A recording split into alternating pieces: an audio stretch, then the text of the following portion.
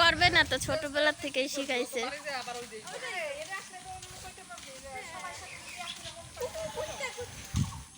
কেন হাসছি বলো তো? কারণ ওই যে বাচ্চাটা, ও কুত্তাকে বলছে কুত্তা।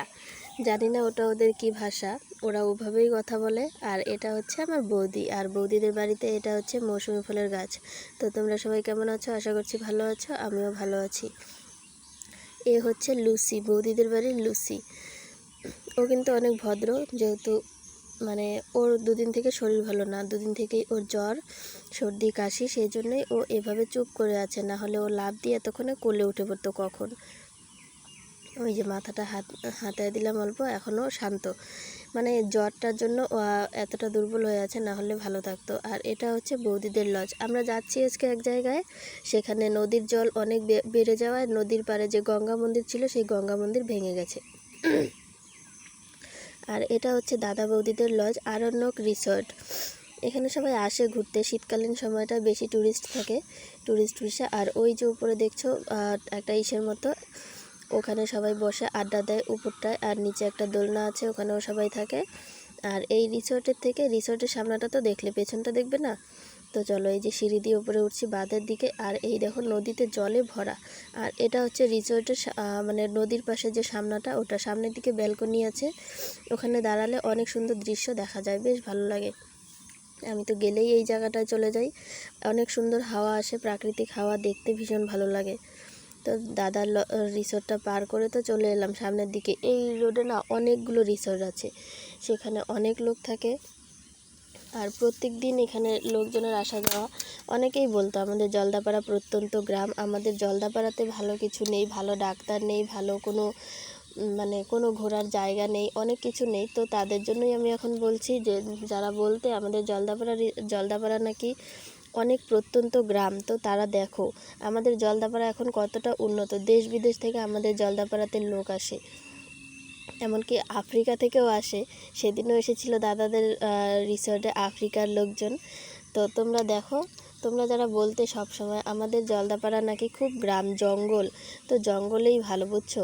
শহরের থেকে জঙ্গল অনেক ভালো। শহরের বদ্ধ ঘর, বদ্ধ হাওয়া বাতাসের থেকে জলদাপাড়ার হাওয়াই ভালো। শান্ত একটা পরিবেশ, সব সময় কোনো কোলাহল নেই, একদম শান্ত। শুধু এটাই যে হাতির একটু উপদ্রব আছে। তো এত কিছু দেখে ওই দেখো হাতিই দেখাচ্ছি তোমাদেরকে। এটা হচ্ছে রিসোর্টের ভেতরে একটা মানে কি বলে, স্ট্যাচু হাতি। আর এই লজটা হচ্ছে অর্কিড রিসর্ট। এই লজের যে সামনাটা না, সামনাটায় এত সুন্দর সুন্দর ফুল গাছ দেখতে। আগে যে লজটা দেখলে ওটাতেও অনেক সুন্দর ফুল গাছ ছিল, ফুল গাছ দেখেই পাগল হয়ে যাই আমি। এই লজটা দেখতে অনেকটা সুন্দর। এটা হচ্ছে অর্কিড হোমস্টে মানে রিসর্টের নাম। আর আমার দাদার রিসর্টের নাম হচ্ছে আরণ্যক রিসর্ট। অর্কিড আর আরণ্যক এই দুটোর নামই আমি জানি, আর আদার্স কোনো লজ আমি জানি না। আর এই রিসর্টের একটা মানে সুন্দর নাম জায়গা হচ্ছে, এটা পুরোটাই বাঁশের কারুকার্য দিয়ে তৈরি। আর এই দেখো, দেখতে দেখতে চলে এলাম মন্দিরের এখানে, যেখানে গঙ্গা মন্দিরটা নদী ভেঙে নিয়ে গেছে। আর নদীতে না প্রচুর পরিমাণে জল, যেহেতু ভুটান থেকে জলটা নামে, সেই জলটা এই নদী দিয়ে গড়ায়। এই নদী আর তোরসা নদী দিয়ে আমাদের এখানে, এই নদীটা আমাদের বাড়ির একদম পাশেই। তো এই নদীর জন্য আমাদের মানে রিস্ক আছে অল্প একটুখানি, যখন তখন জল বেড়ে গেলে মানে লোকালয়ে জল ঢুকে যাবে। আর এই যে মন্দিরটা দেখো, একদম কোনো দিকে ভাঙেনি, শুধু মানে একদম যেখান থেকে কাজ করেছিল মাটির নিচে, ওখান থেকেই উঠে গেছে। এখানে একটা বড় বট গাছও ছিল, বট গাছটা থাকলে হয়তো মন্দিরটা যেত না। বট গাছটাও পড়ে গেছে, মন্দিরটাও চলে গেছে। আর এটা যে কী ঠাকুর আমি জানলাম না, বুঝতেই পারলাম না এটা কী ঠাকুর, তোমরা কেউ জানলে বলবে। আর দেখো এখানে নদীতে অনেক জল, খড়ি ভাসছে, সবাই খড়ি ধরছে নদীর জলে। নদীর সাইডে দাঁড়িয়ে খড়িগুলো ধরছে। প্রচণ্ড জল যাচ্ছে নদীতে দেখো। আজকে তবুও জলটা একটুখানি কমেছে, কালকে অনেক বেশি ছিল। তো হাঁটতে হাঁটতে আমরা ক্লান্ত হয়ে গেছি, এখানে একটু বসে পড়লাম সেই জন্য।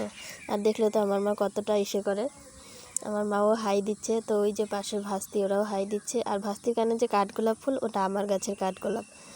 তো ফাইনালি আমরা বাড়ি চলে যাচ্ছি, অনেক দূর হেঁটে ফেলেছি আজকে। আর দুপুর টাইম ছিল তো অল্প, প্রচণ্ড গরম। Tata, bye bye.